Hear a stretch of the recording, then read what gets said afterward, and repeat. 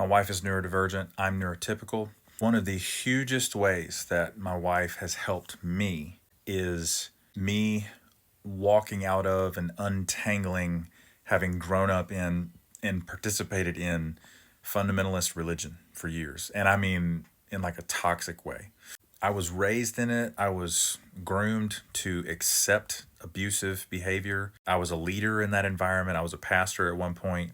I was also a person who engaged in abusing other people, verbally, spiritually, that kind of thing.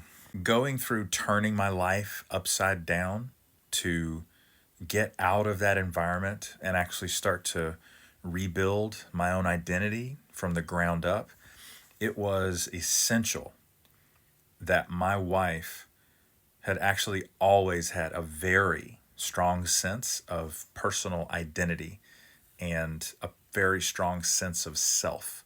As I have dug into people who have escaped fundamentalist religion and spiritual abuse, religious trauma, neurodivergent people, autistic people especially, who are in those environments, they are constantly the people who push back. They are so much harder to manipulate than neurotypicals. It's just built in for them for things to have a logic algorithm by which, belief systems develop.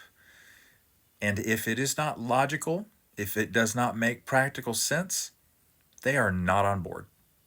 Full stop. So as I untangled all this stuff, I went to counseling, trying to figure out what my identity was in my 30s. That's not fun. Ugh.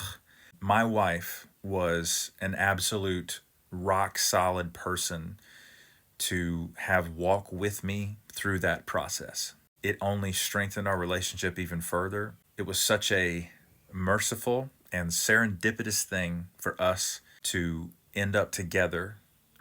And I had no idea that I would someday be walking through that extremely difficult process.